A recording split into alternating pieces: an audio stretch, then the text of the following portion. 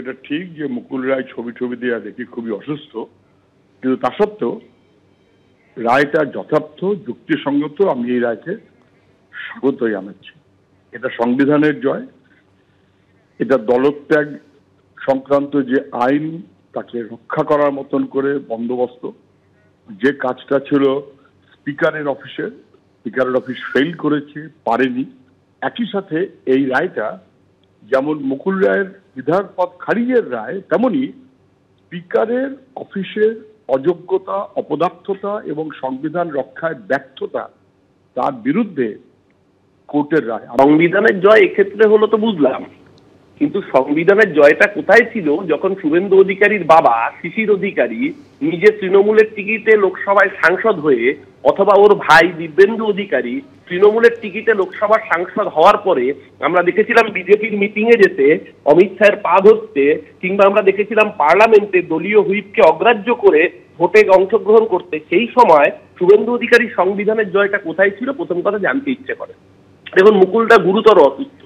মুকুলদা কোন দলে আছেন তার ঊর্ধ্বে উঠে প্রথমে মুকুলদার সুস্থতা কামনা করি। দ্বিতীয় কথা, যে শুভেন্দু অধিকারী ফেরেববাজি করে এত বড় বড় ডায়লগ দিচ্ছেন, শুভেন্দু অধিকারী জিজ্ঞাসা করুন, উত্তর দিতে হবে কি করে গোয়ায় সরকার বদল করেছিল বিজেপি, কি করে মহারাষ্ট্রে সরকার বদল করেছিল, কি করে অরুণাচলে কংগ্রেসের সরকার ফেলেছিল।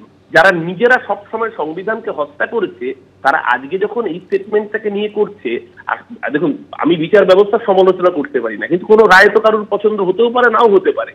আমরা ভালো লাগতো যদি বিচার ব্যবস্থা সবসময় সব ক্ষেত্রে একই ধরনের জাজমেন্ট আসতো, ঠিক যেই ঘটনা আমরা শুভেন্দু অধিকারীর বাবার ক্ষেত্রে দেখিনি বা ভাইয়ের ক্ষেত্রে দেখি। মানে চুরি করলে তো আপনার পুলিশের কাছে যাই, এক্ষেত্রে যাওয়ার কোনো উপায় ছিল না। এটাকে বলে পলিটিক্যাল থেফট, রাজনৈতিক চৌর্যবৃত্তি। আমাদের এমএলএ থেকে কাউন্সিলর থেকে শুরু করে পঞ্চায়েত, পুরসভা সব প্রতিদিন পতাকা বদল করিয়েছে। আর যিনি আর হাইকোর্ট যেটা করেছেন, কোর্ট যেটা নির্দেশ দিয়েছেন, একেবারে সর্বৈব ঠিক এবং এটাই হওয়া উচিত। কিন্তু যিনি বলছেন এ তো ভূতের মুখে নাম, তিনি তৃণমূলের পতাকা কাঁধে নিয়ে সারা মুর্শিদাবাদ, মালদা, দিনাজপুর সহ যেখানে যেখানে বিরোধীরা থেকেছে, সেই বিরোধীর গণতন্ত্রের কণ্ঠরোধ করেছে যে লোকটা, তার নাম শুভেন্দু অধিকারী সহ তৃণমূল। তিনি তখন সেই তৃণমূলের পতাকা কাঁধে নিয়ে সারা পশ্চিমবঙ্গে এই কাজটা করে বেরিয়েছেন। এখন ভূতের মুখে রাম নাম, এখন ওনার হঠাৎ বোধোদয় হয়েছে। তো আদালতের নির্দেশকে আমরা সর্বোপরি যা করেছে ঠিক করেছে। এই দল বদল করা, এক দলে জিতে অন্য দলে দল পরিবর্তন করাকে বলা হয় পলিটিক্যাল থেফট, রাজনৈতিক চৌর্যবৃত্তি। এই রাজ্যে এর আমদানি তৃণমূল করছে এবং বিজেপিও করেছে। সংবিধানের জয় হয়েছে, বাবা সাহেব আম্বেদকর প্রণীত সংবিধানের জয় হয়েছে, সংবিধানের 10th শিডিউলের জয় হয়েছে। আমি অত্যন্ত খুশি। লম্বা লড়াই লড়েছি, আমরা 4 বছর ধরে লড়েছি এবং 15 বছর প্রায় হতে যাচ্ছে বিমান ব্যানার্জির নেতৃত্বে সংবিধানকে ভায়োলেট করা হয়েছিল এবং প্রত্যেকটা এর আগে সিপিএম, কংগ্রেস এবং ওরা এফেক্টেড হয়েছে, কিন্তু ওরা লড়তে পারেনি। 21-এর পর থেকে বিজেপি টার্গেট ছিল। বিজেপির একটার পর একটা বিধায়ককে নানাভাবে, কাউকে প্রলোভন দেখিয়ে, কাউকে অর্থের বিনিময়ে, কাউকে পুলিশ দিয়ে মিথ্যা মামলা করে নিয়ে গেছিল। তা আজকে এটা দরকার ছিল যে বিমান ব্যানার্জি, মমতা ব্যানার্জিরা শেষ কথা বলে না, ভারতবর্ষের সংবিধান শেষ কথা বলে। এটা সংবিধানের জয় হয়েছে, আমি খুশি। এবার পালা আলিপুরদুয়ারের সুমন কাঞ্জিলাল, বিষ্ণুপুরের তন্ময় ঘোষ, হলদিয়ার তাপসী মণ্ডলের। আমরা এই জাজমেন্টের পরেই এদের বিরুদ্ধেও আমরা আদালতে যাব, কারণ আমরা ইতিমধ্যে স্পিকারের কাছে ফেলে রেখে দিয়েছি, উনি করেননি।